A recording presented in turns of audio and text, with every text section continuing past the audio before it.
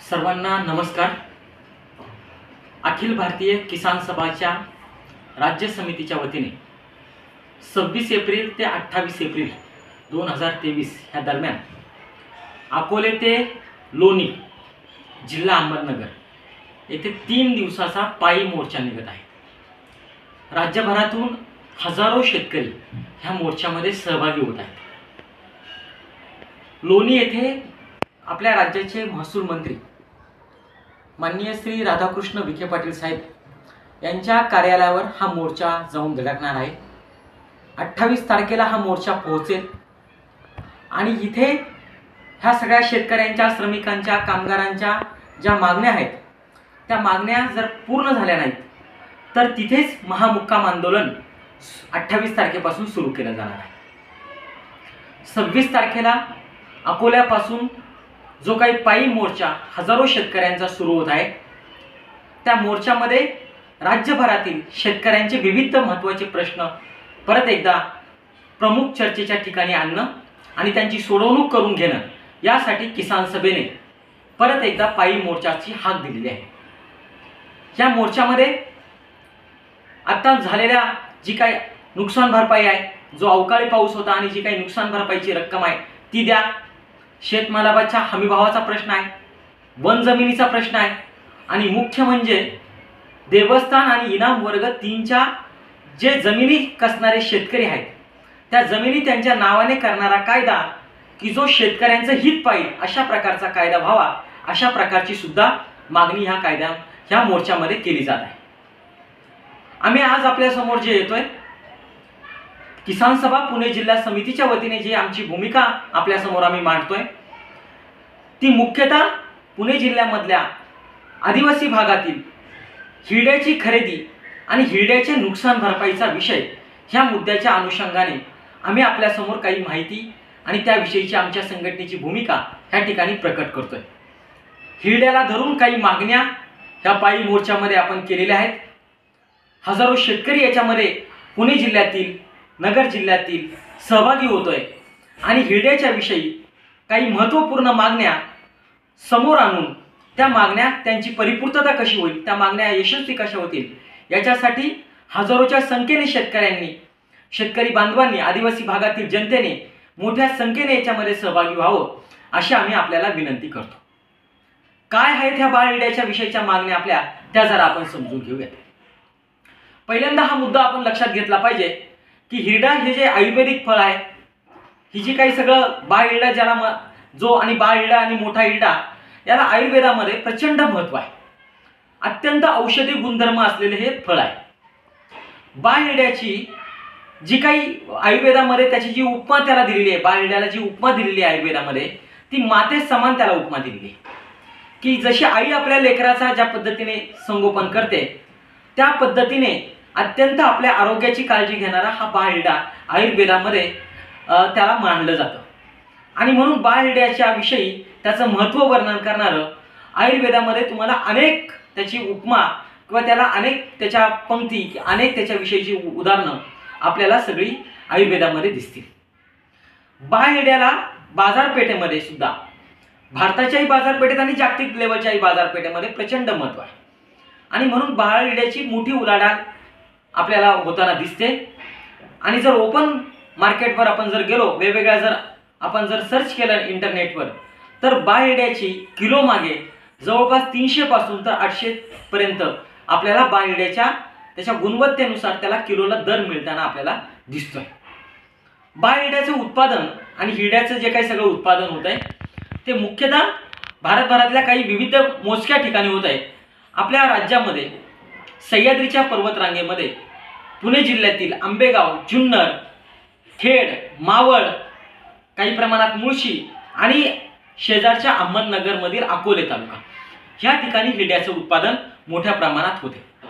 परंतु अशा प्रकारच्या बाळ हिरड्याच्या ही जी सगळी काही एप्रिल मे मध्ये जे काही विशिष्ट हंगामामध्ये उत्पादन होतं त्या उत्पादनाला गेल्या काही वर्षापासून शासनाच्या चुकीच्या धोरणांमुळे आदिवासी शेतकऱ्यांना त्याचा फटका बसलेला आहे। आपण जर इंटरनेटवर जर सर्च केलं तर 300 रुपयापासून पुढे किलो असलेला हा बाळ हिरडा प्रत्यक्षात मात्र ₹100 किलो सुद्धा आदिवासी शेतकऱ्यांना त्याचा किलो मागे बाजारभाव मिळत नाही। आणि म्हणून आमची मागणी आहे की गेल्या 20 ते 25 वर्षापासून शासनाचं आदिवासी विकास महामंडळ हे बाळ हिरड्याची खरेदी करत होतं। मागील काही वर्षांपासून त्यांनी ही खरेदी करणं बंद केलेलं आहे। महाराष्ट्र राज्याची किंबहुना आपल्या देशातल्या राज्य सरकार असतील, केंद्र सरकार असेल, यांची ही जबाबदारी आहे की आदिवासी भागातील लोकांची उपजीविका, त्यांचं आर्थिक उत्पन्नाचं साधन हे सुरक्षित करणं आणि त्यांच्या घरी ₹2 नगद पैसे कसे जातील या दृष्टीने विचार विनिमय करून धोरण आखणं हे सगळ्या सत्ताधाऱ्यांचं काम असतं। अत्यंत खेदाने हे आपल्याला सांगावंसं वाटतं की मागच्या राज्य सरकारांनी आणि त्याच्याही अगोदरच्या ह्या सगळ्या राज्य सरकारांनी गेल्या 5 ते 6 वर्षापासून बाळ हिरड्याची खरेदी करणं बंद केलं आणि त्याच्यानंतर खाजगी व्यापाऱ्यांनी बाळ हिरड्याचे दर हे अजून कमी केले आणि ₹100 सुद्धा बाळ हिरड्याला किलो मागे दर आज मिळत नाही। आणि म्हणून आज आदिवासी भागातील शेतकरी हा त्रस्त आहे, त्याच्या कष्टाला आज योग्य मोबदला मिळत नाही। आणि म्हणून आमची ही मागणी आहे ह्या आंदोलनाच्या माध्यमातून की महाराष्ट्र शासनाने बाळ हिरड्याची खरेदी पूर्ववत जशी याच्या अगोदर ती करत होते तशी पूर्ववत यांनी सुरू करावी आणि किलो मागे ₹250 बाजारभाव त्याला द्यावा, ही आमची ह्या आंदोलनातील अत्यंत प्रमुख आणि रास्त मागणी। अजून एक आपल्या समोर एक मुद्दामून अधोरेखित करतो। विविध अहवाल जे काही बाहेर आलेले आहे, अगदी IIT पवई पासून तर वेगवेगळ्या PhD करणाऱ्या विद्यार्थ्यांनी सुद्धा जे PhDचे प्रबंध दिलेत त्या सगळ्यातून हे स्पष्ट दिसतं की आंबेगाव, जुन्नर, खेड आणि अकोले ह्या भागातल्या आदिवासी भागातील शेतकऱ्यांची उपजीविका आणि त्यांना नगद रक्कम प्राप्त करून देणारं एकमेव साधन म्हणजे बाळ हिरड्याची विक्री। बाळ हिरड्याच्या माध्यमातून ह्या 3-4 तालुक्यांमध्ये जवळपास 15 ते 20 हजार कुटुंबांना विशिष्ट हंगामामध्ये त्यांच्या घरी रकमेने प्राप्त होतात आणि ह्याच रकमेवर त्याचा वर्षभर गुजराणा ती कुटुंब करतात। आणि म्हणून जर हा 15-20 आदिवासी भागातील आदिवासी जनतेचा, आदिवासी भागात राहणाऱ्या बिगर आदिवासी जनतेचा सुद्धा जर हा उपजीविकेशी निगडीत प्रश्न असेल तर शासनाने बघ्याची भूमिका न घेता ह्या कुटुंबांना राहत दिली पाहिजे। ह्या कुटुंबांना जो काही तो बाळ हिरडा गोळा करतात त्याची त्यांनी खरेदी केली पाहिजे आणि त्याला रास्त भाव ₹250 तरी किमान ह्या वर्षी बाजारभाव त्यांनी किलो मागे दिला पाहिजे, असं आमचं स्पष्ट म्हणणं आहे। दुसरा मुद्दा की गेल्या काही वर्षांपासून आपण सबंध देशभर पाहतोय आणि जगभरात सुद्धा पाहतोय की हवामान बदलाचा फटका सबंध शेतकरी जनतेला मोठ्या प्रमाणात भोगावा लागतोय। हवामान बदलामुळे अवकाळी पाऊस पडणं, अवेळी पाऊस पडणं हे सगळं चक्र सुरू झाले। 2020 ला निसर्ग चक्रीवादळामध्ये ऐन हिरड्याचा सीझन असताना, हंगाम सुरू झालेला असतानाच वादळामुळे हजारो रुपयांचं नुकसान आदिवासी भागातील शेतकऱ्यांचं झालं।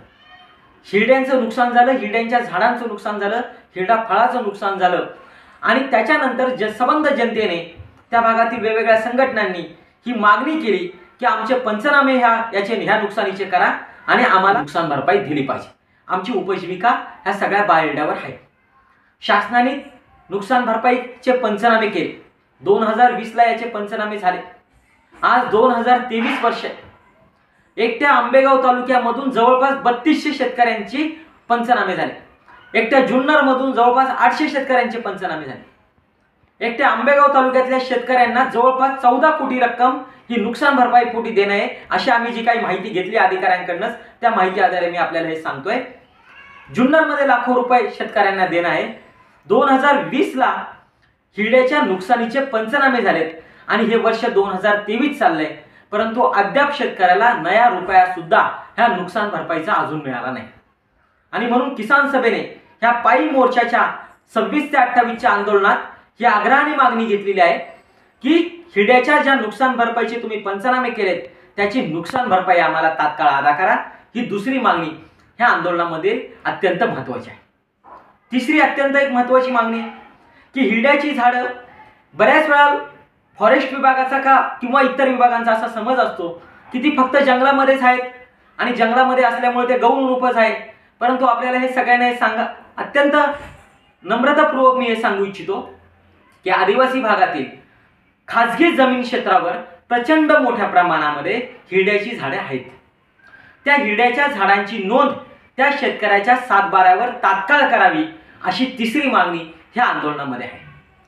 आणि ती सातबाऱ्यावर नोंद करण्यासाठी गावोगावी विभागनिहाय महसूल विभागाने शिबिरं घ्यावीत आणि ज्याचे खाजगी जमीन क्षेत्रात ज्याची जेवढी हिरड्याची झाडं आहेत त्याची नोंद ह्या सातबारा उतार्यावर करावी अशी आमची प्रमुख आणि आग्रही मागणी आहे।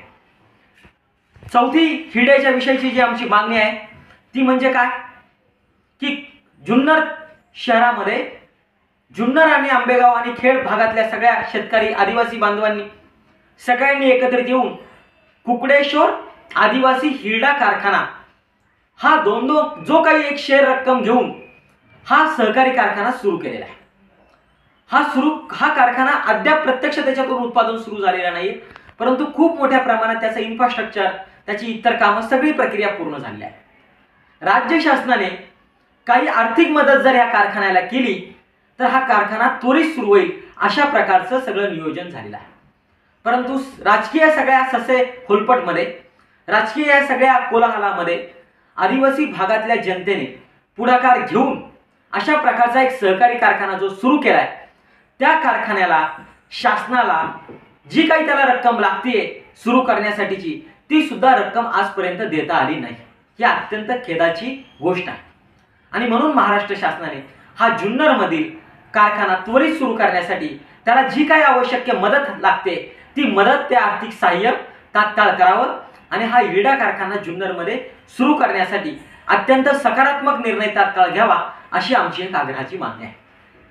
याच्या बरोबरीनेच हिरड्याच्या विषयी एक दीर्घकालीन धोरण ठरवावं शासनाने पुढाकार घेऊन एक दीर्घकालीन धोरण ठरवावं आणि हिरड्याला आदिवासी भागातल्या जनतेला हिरड्याच्या माध्यमातून 2 रुपये दरवर्षी चांगले कसे मिळतील त्याची आर्थिक जी उपजीविका आहे त्याला 2 रुपये कसे चांगले मिळतील त्याची उपजीविका सुरक्षित कशी होईल याच्या संदर्भामध्ये शासनाने काही धोरणात्मक पाऊल टाकणं गरजेचं आहे।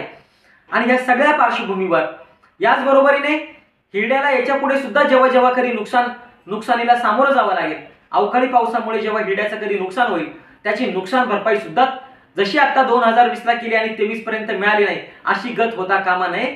याच्या पुढे ती तातडीने इतर पिकांसारखी दिली पाहिजे अशा प्रकारची सुद्धा धोरण आखलं पाहिजे। आणि म्हणून आदिवासी भागातील अत्यंत ज्वलंत अत्यंत जिव्हाळ्याचा असलेल्या ह्या प्रश्नावर किसान सभा गेली अनेक वर्ष लढते आणि 26 ते 28च्या ह्या पायी मोर्चामध्ये हा प्रश्न परत एकदा अजेंड्यावर येतोय। आम्ही सर्व आंबेगाव जुन्नर खेड मावळ तालुका असेल किंवा अहमदनगर मधील अकोले तालुका असेल जो हिरडा उत्पादक शेतकरी आहे त्या सगळ्या हिरडा उत्पादक शेतकऱ्यांना किसान सभा पुणे जिल्हा समितीच्या वतीने आम्ही आपल्याला आव्हान करतो की आपण मोठ्या संख्येने 26 ते 28च्या मोर्चामध्ये पायी चालत धडक देण्यासाठी महसूल मंत्र्याच्या कार्यालयावर धडक देण्यासाठी मोठ्या संख्येने सहभागी व्हा आणि आपले प्रश्न सोडवण्यासाठी एकजुटीने एक दिलाने एक निर्धाराने विचार करून ह्या प्रश्नाला आपण निश्चितपणाने योग्य न्याय देण्यासाठी आणि हा प्रश्न सोडून घेण्यासाठी आपण भक्कमपणाने सगळ्यांनी 26 ते 28च्या आंदोलनामध्ये सहभागी व्हावं असं आम्ही परत एकदा आवाहन करतो। नवीन आणि ताज्या घडामोडींसाठी महाराष्ट्र जनभूमी न्यूजला सबस्क्राइब करा, त्याचबरोबर बेल आयकॉनवर क्लिक करा आणि मिळवा आमच्या बातम्यांचे नोटिफिकेशन्स।